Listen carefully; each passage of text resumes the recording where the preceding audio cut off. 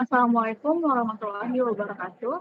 Good morning, ma'am and friends. Today, we are from group 5. We would like to present about our material. The topic is Audit of the Capital Acquisition and Repayment Cycle. The member of this group, the first is Fatih Zainal Mulyana, the second is me, Olivia Renata Putri, the third is Afelia Zahara, the fourth Nelson Souza, and the fifth Richard Julian Antonio. Next. So the learning objective is the first introduction, identify the accounts and the unique characteristic of the capital acquisition and repayment cycle. The second, decide and perform audit tests of notes payable and related accounts and transactions. The third, identify the primary concerns in the audit of owners and transactions.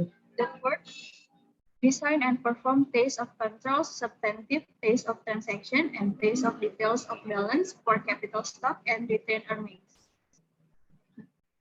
Okay, so for the introduction, let's jump into the illustration of this honest client will get the base of the auditor almost every time. Okay, so the able construction, a company entered into a long-term construction contracts, recognizing income using the percentage of completion method of accounting to finance its operations. Able borrowed funds from the bank and agreed to comply with restrictive loan covenants dependent on reported income from the long-term contracts. The percentage of completion method of accounting requires, among other things, an agreement with well-defined, enforceable terms, a reliable method of estimating costs to complete the contracts, and recognition of loss at the time they become known. As part of the audit of ABLE, its auditors read the contracts for all projects in progress, tested costs incurred to date, and assessed the ultimate profitability of the contracts, including discussing them with the management. In the current year, management's record and schedules of project indicates that all projects will result in a profit. But in the fact, ABLE had incurred a significant loss on one of its major projects. ABLE had engaged a subcontractor to do reconstructive work not anticipated in the original contract bid. In awarding the subcontract, ABLE had entered into agreement with the subcontractor that the work would not be paid for until after its audit was completed. In an effort to defer recording loss associated with the additional work, the fraudulent misstatement was discovered several years later when ABLE went bankrupt and the CPA firm was sued by the bank for performing inadequate audits.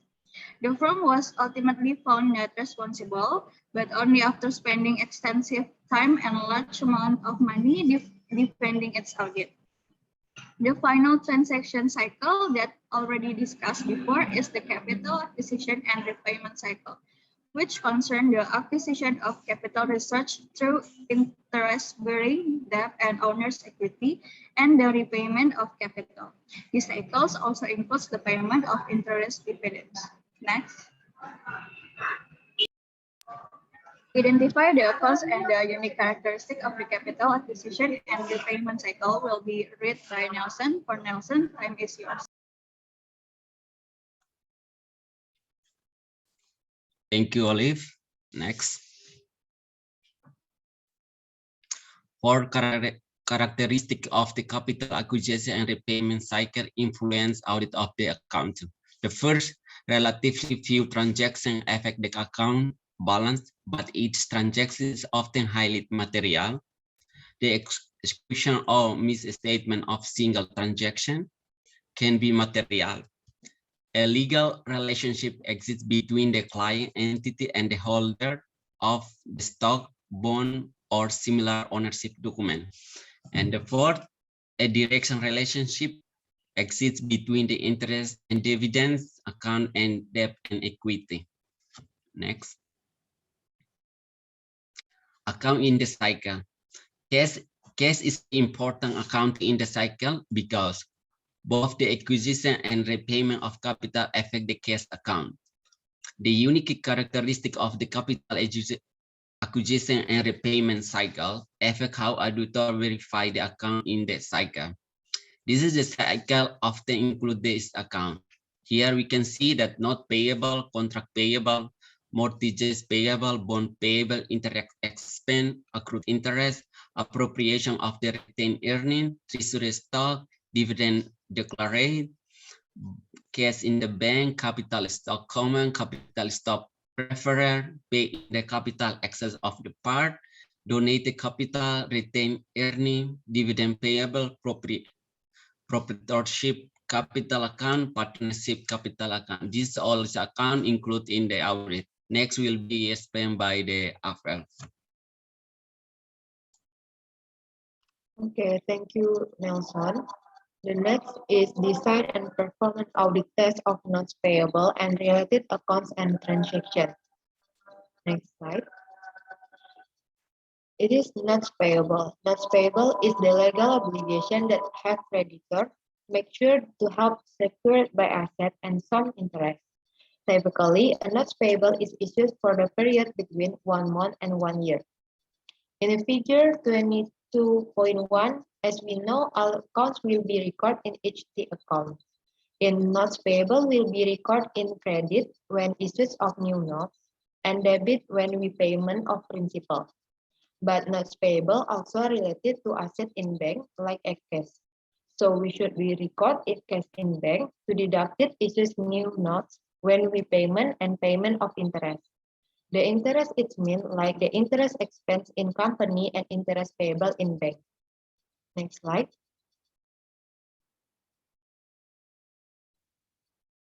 The next slide is substantive test of transaction. Therefore, it's also normal to test this transaction as part of the capital acquisition and repayment cycle. The objective of the audit of notes payable are to determine whether the first is internal control should be known notes payable is capable. And the second is transaction for principal and interest involving notes payable are properly authorized and recorded in accordance with the 6 transaction-related audit objectives, like the accuracy, completeness, existence, valuation, classification, cut-off, and disclosure. And the third is the liability for notes payable and the related interest expense should be accurate. And the last is disclosure related to notes payable and interest expense satisfy the 4 presentation and disclosure audit objective. The audit objective of the financial statement is to express an opinion on the fairness of the financial statement in all material respects. In the next is internal control. Internal control, there are 4 important over the notes payable. For the first is proper authorization for the issues of new notes. Responsibility for the issuance of new notes should be vested in the board of direction or the high-level management personnel. And the second is adequate control over the prepayment of principal and interest. It means the periodic payment of the interest and principal should be subject to the control in the acquisition and payment cycle. And the third is proper document and record. It means this includes subsidiary record and control over the blank and paid notes by the authorized person. And the fourth is periodic independent verification. In the time is an independent person should be recounted the interest expense on note to test of the accuracy of the record keeping. And the next slide is test of control for notes payable and related interest should be emphasis testing the 4 interest control we just discussed in addition. Auditor should be verify the accurate recording of received from the notes record and payment of principal and interest. In table 22.1, illustration typically analytical procedure for notes payable and related interest accounts. In this table, we can see the auditor will be substantive test analytical procedure. For the first is recalculate approximate interest expense on the basis of the average interest rate and the overall monthly notes payable. So possible misjudgment will be finding for the auditor is misjudgment of the interest expense and the accurate interest or omission of the outstanding notes payable. And the second is compare the individual notes outstanding, which is this of the period year. The possible misjudgment will be finding from the auditor is omission or misjudgment of the non-payable. And the last is compare total balance in notes payable, interest expense, and the accurate increase with the period year of balance. The possible misjudgment from the auditor will be found is misjudgment of interest expense and accurate interest or notes payable. And the last is test of detail balance. All transactions that took place during in the year for the principal and interest, the beginning and ending balance for the notes and interest payable, and descriptive information about the notes payable, such as due date, interest rate, and the asset they have as collateral. When there are numerous transactions involving notes during the year, it may be impractical for the auditor to obtain such as a schedule. So in this situation, the auditor will be request the client to prepare a schedule of the only those notes will the unpaid balance at the end of the year. So the showing a description of each note is ending balance. And the interest payable at the end of the year, including the collateral and interest rate. The most important, the balance related audit objective in notes payable are the first is completeness and the second is accuracy. So that's all my explanation. The next will be continuing explained by Fahri. Fahri, time is yours. Okay, thank you, Afel. I will continue this presentation about the identify the primary concern in the audit of owner's equity transaction. Owner's equity. There is an important difference in the audit of owner's equity between a publicly held corporation and a closely held corporation. In most closely held corporation, which typically have few shareholders, occasional, if any, transaction occurred during the year for capital stock account. The only transaction entered in the owner's equity section are likely to be the change in the owner's equity for the annual earning or loss and the declaration of dividends. If any, closely held corporation rarely pay dividend, and auditors spend little time verifying owner's equity, even though they must test the corporate report. We can see this table: public held corporation versus closely held corporation.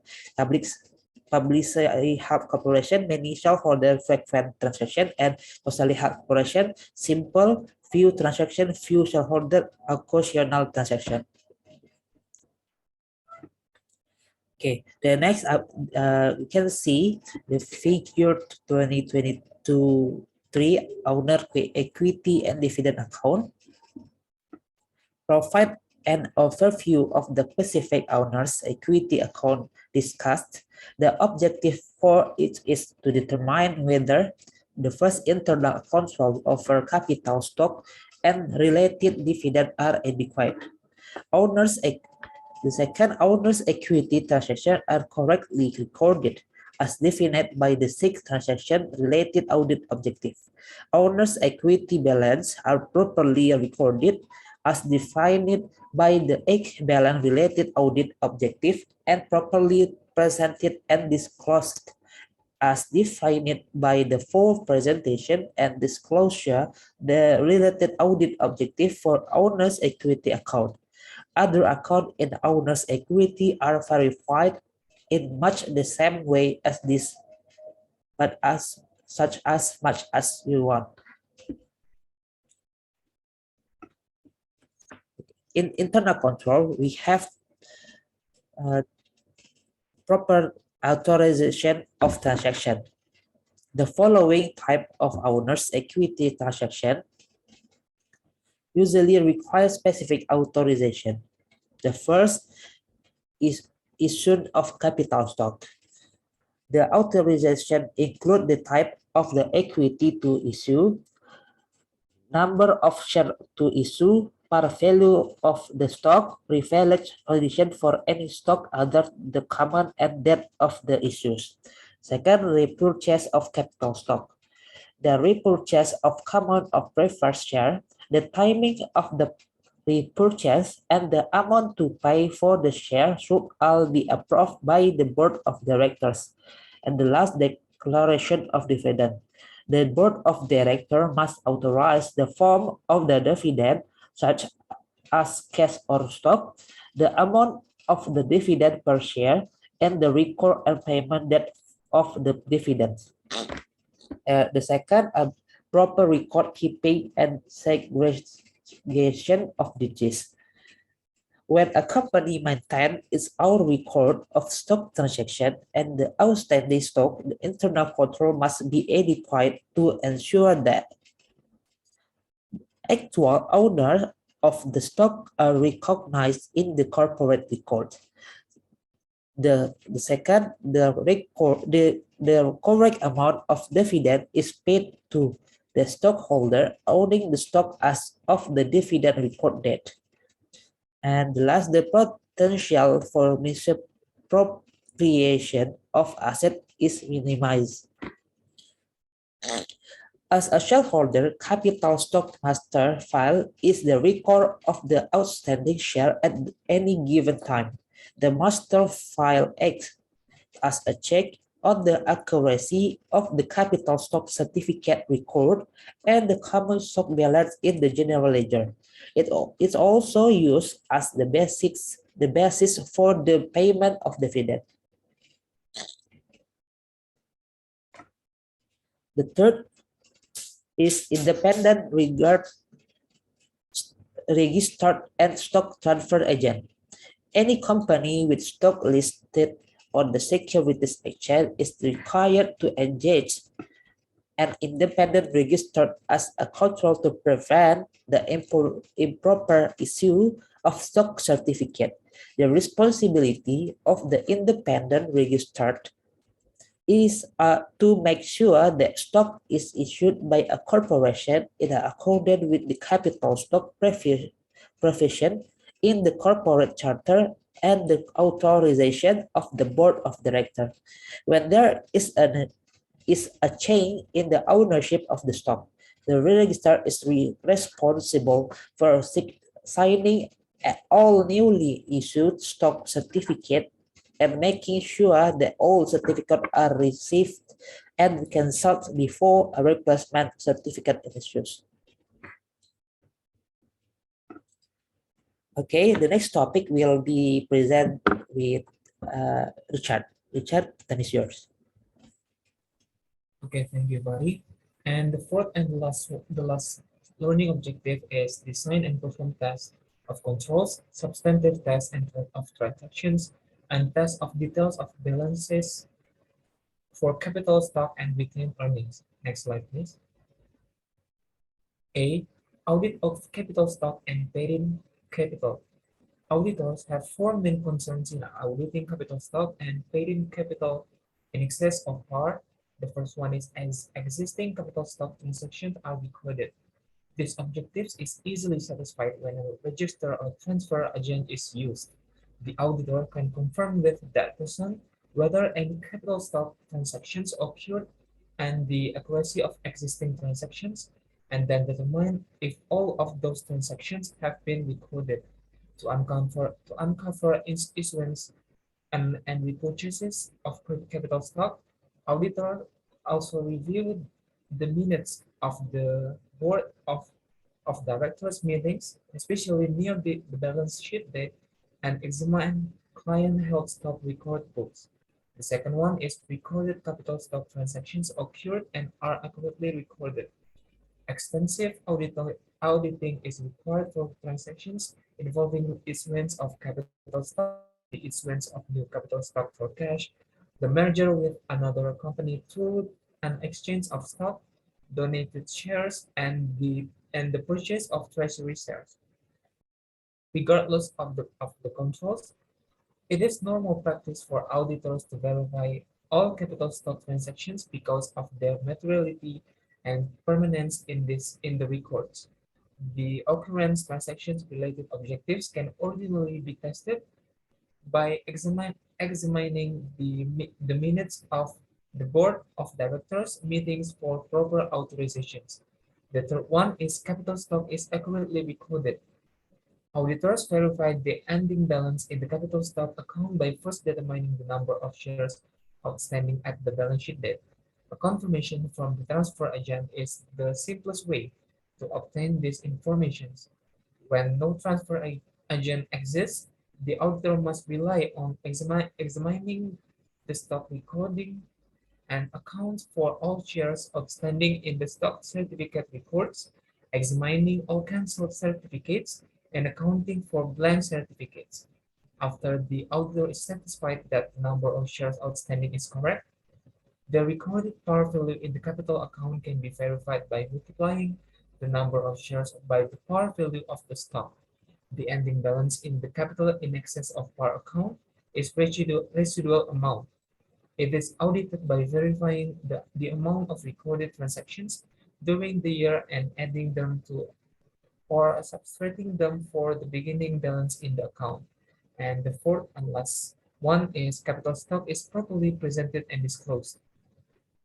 The most important sources of information for determining whether or for presentation and disclosure related objectives for capital stock activities are satisfied are the corporate charter, the minutes of board of directors meetings, and the auditor's analysis of capital stock transactions. The auditor should determine that each class of stock has proper descriptions, including the number of shares issued and outstanding and any special rights of an individual class. Auditors should also verify the proper presentation and disclosure of stock options, stock warrants, and convertible securities by examining legal documents or other evidence of the provisions of these agreements. Next slide, please. B. Audit of dividends. The emphasis in the audit of dividends is on dividend transactions rather than on the ending balance. The exceptions is when there are dividends paid.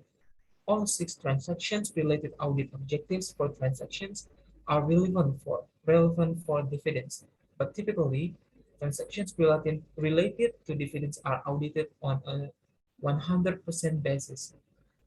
The most important objectives, including those concerning dividends payable, are recorded dividends occurred, existing dividends are recorded, dividends are accurately recorded, dividends are paid to stockholders that exist, dividends payable are recorded, and the last one, dividends payable are accurately recorded. Auditors can verify the occurrence of recorded dividends by examining the minutes of Board of Directors meetings for authorization of the amount of the dividend per share and the dividend debt. When doing so, the auditors should be alert to the possibility of unrecorded dividends declared, particularly shortly before the balance sheet date. A closely related audit procedure is to review the audit permanent file to determine whether restrictions exist on the payable of dividends in bond, indenture agreements, or preferred stock provisions. The accuracy of a dividend declared can be audited by recalculating the amount on the basis of the dividend per share times the number of shares outstanding. If the client used a transfer agent to disburse dividends, the total can be traced to a cash disbursement entry to the agent and also confirmed. Next slide, please. C. Audit of retained earnings. To begin the audit of retained earnings, auditor first analyze retained earnings for the entire year. The audit schedule showing the analysis, which is usually a part of the permanent file, includes a description of every transaction affecting the amount. To accomplish the audit of the credit retained earnings for net income for the year or debit for a loss, auditors simply trace the entry in retained earnings to the net earnings figure on the income statement. This procedure must, of course, take place fairly late in the audit after all adjusting entries affecting net earnings have been completed. In auditing debits and credits to retained earnings, other than net earnings in dividends, Auditors must determine whether the transaction should have been included. For example, prior period adjustments can be included in retained earnings only if they satisfy the requirements of accounting standards. After the auditor is satisfied that the recorded transactions were correctly classified as retained earning transactions, the next step is to decide whether they were accurately recorded. The audit evidence necessary to determine accuracy depends on the nature of the transactions. For example, if an appropriation of retained earnings is required for a bond sinking fund, auditors can determine the correct amount of the appropriation by examining the bond indenture agreement. If there is a major loss charge in the retained earning because of a material non-recurring abandon of a plant, the evidence needed to determine the amount of the loss can be complex and include examining a large number of documents and records, as well as discussion with management. Auditors must also evaluate whether any transactions should have been included but were not. For example, if the client declared a stock dividend, the market value of the securities issued should be capitalized by a debit of to retained earnings and a credit to capital stock. Similarly, if the financial statements include appropriations of retained earnings, the auditor should evaluate whether it's still necessary to have the appropriation as of the balance sheet date. And back to moderator.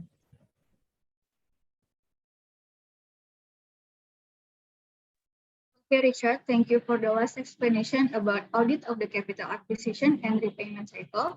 So that's all about presentations. If you guys have any question, you can directly ask to our group. Thank you for the attention. Wassalamualaikum warahmatullahi wabarakatuh.